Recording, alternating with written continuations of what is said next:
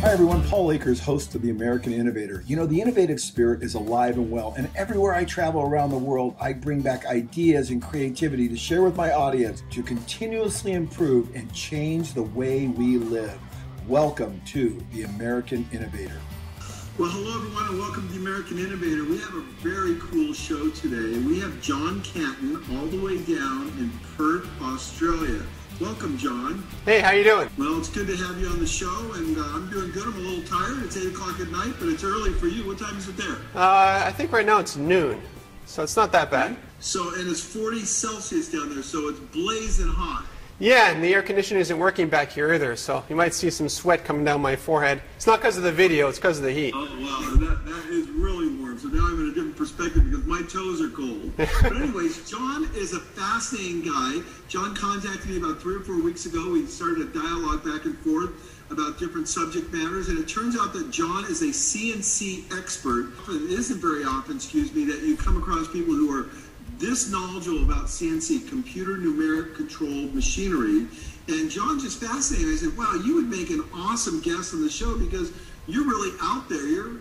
You're kind of crazy like I am. So Jon, tell me about what you do and tell our listeners about what you do and why we should be listening to you on the American Innovator. Basically, I taught myself. I was teaching ESL in Korea, and I wanted to get into woodworking, but my shoebox apartment couldn't hold anything, and I didn't speak the local language. But I did have a computer. So what I decided to do was design 100 projects. I didn't know anything about CNC machines then. I assumed that a CNC would work from the top down and straight down. So based off that, it's a 2D design that I could then interlock and build into a 3D project. And I just designed away all by myself. And after enough time, I started getting recognition for it. I think I worked 6 months before I got my first sale for like $5. So I was selling my designs on the internet back then. Fast forward a couple of years, I published a few books about the topic, and I just taught myself more and more. I'm very lucky to be born now and not maybe 20 or 30 years ago because I don't need to know G code. I don't need to know any of this stuff. I can just design in Adobe Illustrator or any other vector program and produce the designs that I do. And because you're not really a woodworker per se, are you? Well, or were you? Well, I saw my dad do lots of construction, if that counts. Okay. So my woodworking skills are probably rather limited compared to the professionals out there. But where I'm limited there, I excel in other areas. So because I taught myself 3D animation and 3D modeling, I was able to use that technology to produce my projects and export those drawings to produce the G code for my CNC stuff. So let me get this straight. Basically, you're a computer geek. You really get computers at a high level. Yeah, I think I'm 37 or 38, so I'm about the right age. I grew up with them. Yeah, you were at the right age to be really good at this. So what you did is you took your computer knowledge, you became fascinated with CNC, computer numeric control machines that could cut out anything out of any material, whether it be wood, glass, marble, plastics. Yeah. And you go in there and create these crazy designs because your book is outrageous. How many pages is your book? Like 300 pages long or something? No, you're off by 100, so 450. pages. And you basically have plans to build everything from a dinosaur to a bulldozer. I mean, anything you want to create, a birdhouse, you name it, you teach people how to use this current technology with a little bit of knowledge, and you can build anything. Well, the advantage I have is I had no experience before, and I just taught myself. So everything that I wish I knew 5 years ago is in that book. I could not find any resources. So that's why my blog has over 1,000 posts right now. Just because every time I'd release something or think of something, I'd blog about it to help teach others. And then eventually I built the books and so forth. That is fantastic. And for me, at my age, 53, you're 37, I think you said, I'm very interested in CNC. We use CNC machines at work, but we don't have a flatbed CNC, one that's really designed to do the kind of work you're talking about. This is really a typical machine that you'd see in a wood shop that's cutting out parts that can be assembled. Where we build injection molding tools, which are maybe a little higher precision, but not necessarily for making molds and injection molding sorts. So it's a little different. A little bit, but I was talking to Ken from Shape Masters, and he's got a 5-axis CNC machine, and he wants me to design stuff for it. So not a problem. I could already do 3 axis. Just add 2 more axis. It can't be that hard. So I said I'll give it a go. A lot of this stuff is just trying. 3 axis simply means X, Y, Z. So basically, essentially, you're cutting flat. So X, Y, and Z is the depth. Right. And 5 axis has a couple of turning areas. You could literally CNC someone's hand. Yes, like this if you wanted to. Well, for me, I would have to make it flat and then assemble it to form the hand. Understood completely.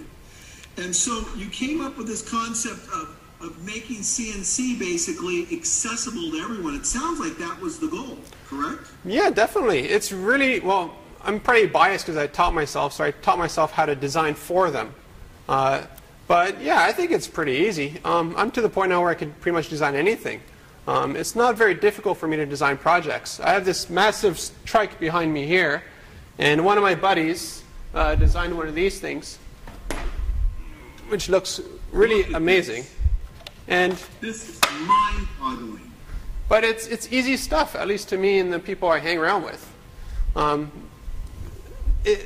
you have to do is spend some time and teach yourself how to do it. So I doubt there'll be any university courses for this stuff. You should be teaching at a university. I mean, this is really relevant. Yeah, but I don't have the formal degrees. Therefore, I'm not recognized for anything. We're still in a society where if you don't have a certificate saying you know X, Y, Z, then you know nothing. What about this 400-page book? Doesn't that do it? Sorry. I know some universities who use my book for their courses, but that's the way it is. We're a society set up differently. When did you publish this book, John? This one just came out a few months ago. When you talk about CNC, typically we think of it as a flatbed router, but yet you have a couple other machines that you really like to talk a little bit about regarding CNC, and that would be like the MakerBot or stereolithography. I think that's what you refer to. That's what I call it.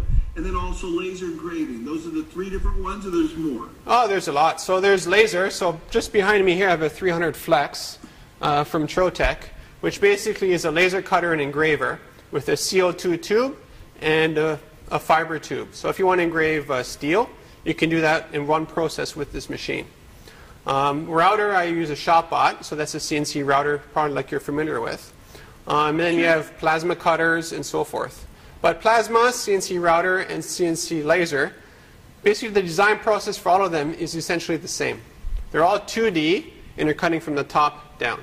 Right. Now, plasma is cutting into steel primarily? Yes. Is that what you're using plasma for? Yeah. I don't have one yet. Hopefully Santa Claus can bring me one pretty soon. And the Trotec, I'm assuming the Trotec is a very good brand, and you like it a lot. Isn't it Swiss? No, it's Austrian. They're the top. It's Austrian. Okay. Yes. The right geographic area, just off by a couple hundred miles for Cologne. So they're the top of the line CNC laser machines in the world right now.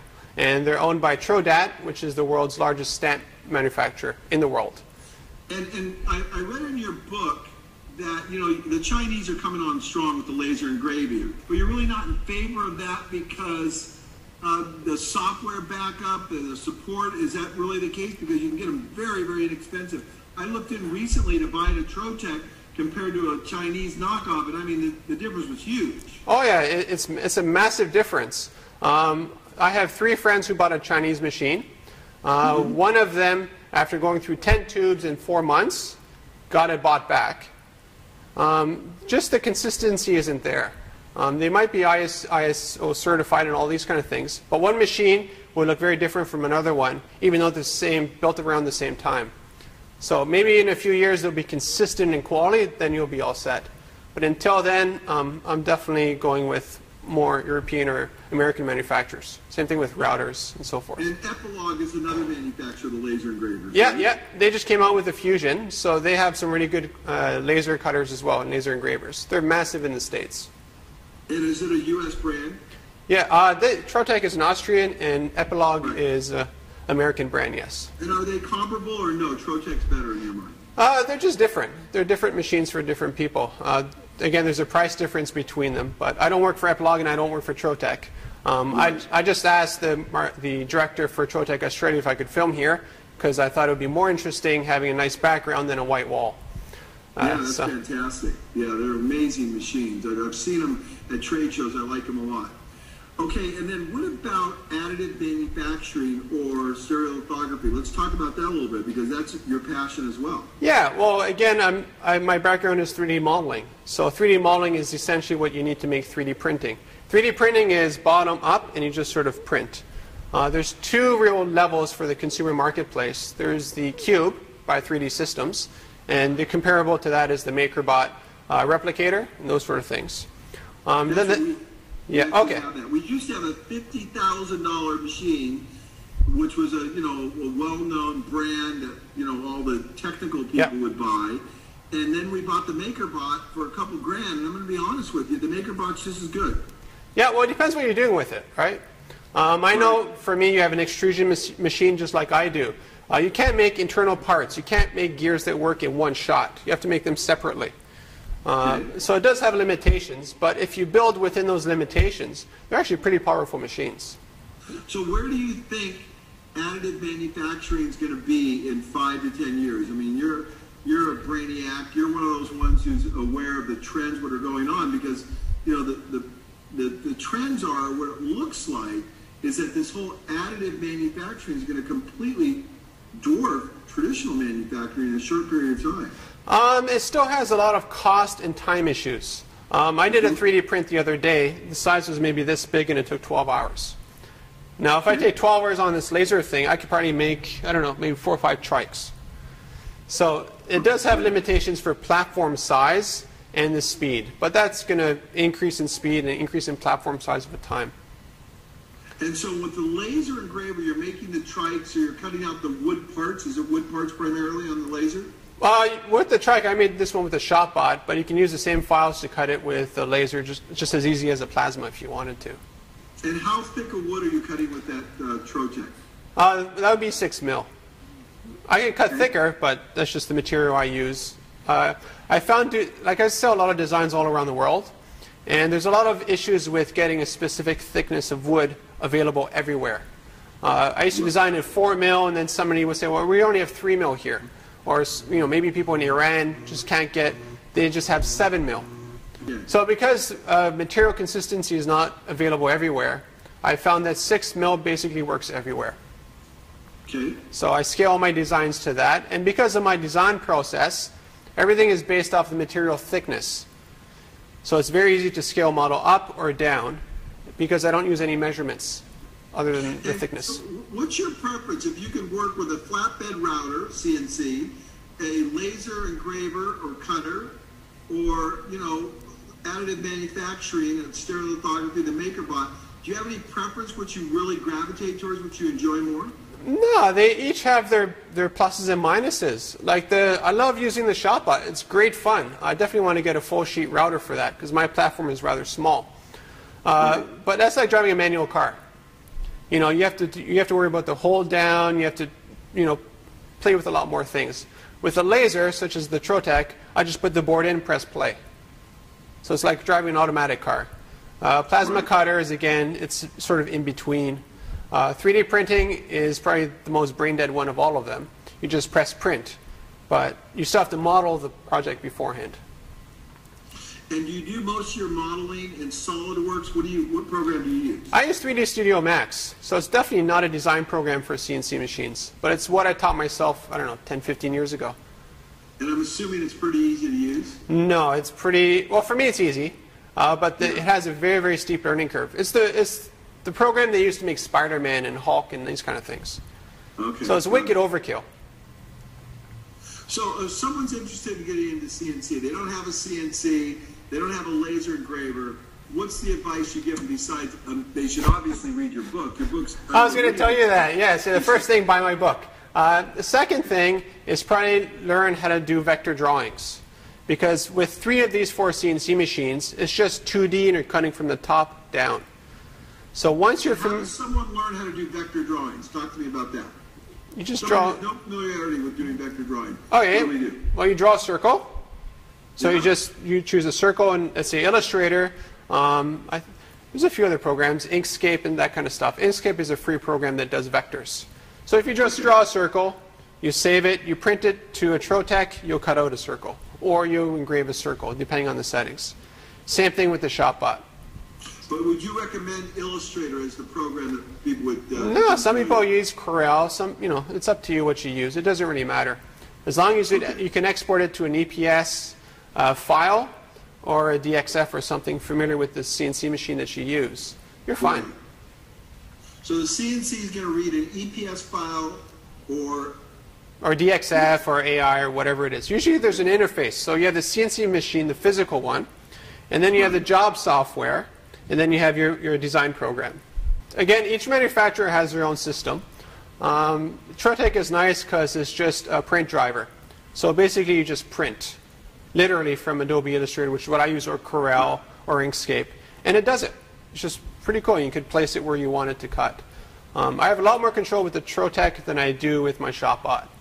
That being said, I already know that when I'm designing my processes. So to me, it's nothing too extensive. And so people can find you on your website, cncking.com. Yes. And is there, you sign up? Is there a subscription? How does it all work? No, you just look at what you like and you buy it. It's pretty straightforward. What's the average set of plans cost to do something? It's maybe between $7 to like $150 to $200, depending on the design. What are the most popular ones? Like, what do people like to build the most? People really like medieval stuff. So medieval castles, siege weapons, those kind of things. They really like those. They also like really, really large projects. So like this one here, I'm going to sell it once I'm finished doing all the assembly instructions for it. Can you grab it and bring it up to the front so we can see it a little more? You think I'm Arnold Schwarzenegger, don't you? This thing's freaking heavy. Let me see. Yeah, so it's pretty big. I'm definitely not going to move it. So it's made up of 10 full sheets of 6 mil ply. How long did it take you to make that? It took me about 2 weeks to design it, and about 2 weeks to cut it, and about another week to assemble it all. So it's about a 1 month, month and a half project. What's the value of something like that? What could you sell it for? Well, the plans I'll sell for around $200, and you can cut it with a plasma, laser, or router. And the physical one, well, I don't sell physical kits. That's not my focus, because then people say, well, I can get this at Walmart for $100. So. Yeah, but couldn't someone, technically people could take your program that you've designed, and could make it and sell them. I mean, there's got to be a market for that, isn't there? Well, this project here is $500 in wood. Okay, so plus... So if somebody was to build that and somebody saw it, and, I mean, what's a reasonable value to be able to sell something that elaborate? I put it willing to let it go for less than $1.5 grand. Now, who's going to pay $1.5 grand for that? Honestly, I go to Walmart and get the same thing for $50 out of plastic. So my market is people with money with CNC machines. Usually those two go together. I just can't compete with the stuff coming out of China. I don't even bother trying. That's just not my market at all. And I get that question a lot. They say, you know, why are your plans so expensive? And I said, well, how much do you think the wood costs? You know, the plans save you a tremendous amount of time. You want to spend 2.5 weeks designing this, or do you want to give me $200? I think it's a no-brainer to give me $200. You know. And within the software that you're designing that, are you able to prove the concept before you start cutting? Absolutely, because I have a 3D modeling background. So I design everything in 3D first before I ever cut anything, and I could test the model out, make sure all the intersecting parts work correctly. And once everything's proved out, then I actually build it. And about 9 times out of 10, it works perfect. Sometimes I leave like 6 mil over on something, usually something really stupid, and that screws up the plan, so I just cut that off and it's easily solved. But wow, that's fascinating. So last question. Only one question left. Come on. How do you like living in Australia? It's toasty. Yeah, well, is it everything is cracked up to be? I've always said if I was going to move to a country, I've been there twice, that would be the one country I'd probably move to. Yeah, well, it's very different. So in the south, the weather is very different than north. North is totally tropical, so it's maybe like living in Bermuda. That's eventually where I want to head up. Right now I'm in Perth, so it's just very hot and dry. It's not very humid at all. If I lived on the other coast, like Brisbane, it's very humid and hot. So you have some variability. If you're in the center, you're just a desert. So so what I hear you saying, it's maybe just a little too hot. A little hot, but I don't mind. It's like living in a blast furnace. It's fun for a few months, but after that you want to cool down a bit. What about the people? Oh, they're wonderful. Yeah? They always ask me if I'm American just because of my accent, and I say, well, I'm Canadian. But I ran a 3D animation studio for 10 years, and almost all my clients were Americans. And when I first started my business, I'm actually a French Canadian, and nobody could understand me. Like I was talking to them on the phone, people from Dallas and things like that, and they said, I'm sorry, we can't understand what you're saying. So after doing lots of phone calls and teaching myself American English, eventually they were able to understand me. I was able to grow that business pretty well. Absolutely fascinating. At 37 years old, you ran an animation studio, wrote a book, traveled all over the world. I mean, you are like over the top. I'm James Bond, eh? I'm blown away. Yeah. Fascinating. Well, I don't think it's anything special. I don't think I'm special. I don't think I've done anything special to deserve this. I just tell myself. You know, interesting that you would say that. I feel very much the same way as you. I feel like a very normal person. And the interesting thing I read in here in your book was that school didn't interest you, that you were kind of maybe bored or not really engaged in it. Well, I got just enough to get by. Like my goal was to get 70%, not 100%. You spend 3 or 4 times longer getting that 100%. You weren't genius because in high school I had no goals. You actually had a goal. Well, I wanted to pass because I didn't want to do the same grade twice. So I figured 70% would get me there. Same thing university. I got a 70 average, not because I was bored or anything. It's just, what do? I spend an extra 10, 12 hours studying every week to get a higher grade that does what, honestly? The difference between 70% and 90% is 0. Really, you passed. How much more pass do you want? Is it worth that extra effort? No. I taught myself 3D animation instead. That's what I'm doing now. I never got a job because of my university degree. It's been not worthless, but it's been borderline.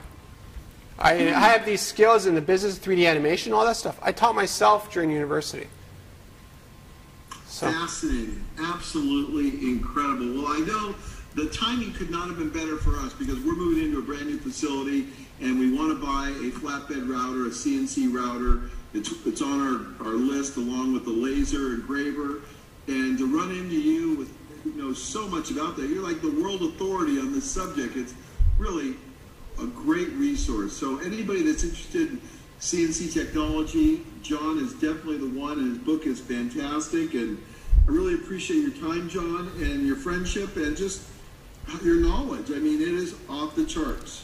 Well, I don't think I know that much. I know a lot about the design aspect of it. If you gave me a CNC machine that didn't work, I'd have no idea how to fix it.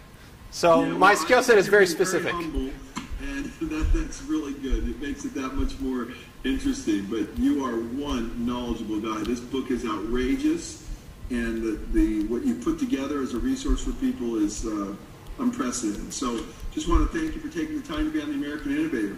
Thank you very much. I don't know what else to say. I'm just very humbled by just being interviewed by you. You're an amazing success yourself. I've seen your workshop. It's just mind-blowing. It's a C&D student who's very impatient. Well, that's why you're so successful now, because you can't wait for success. You got it. Well, thanks, Jon. Well, thank you very much for your time. It's much, greatly appreciated. Remember, life's an adventure. Be a part of the solution. Go out, learn, improve, change, think outside the box. We can change the way the world thinks. Be an innovator.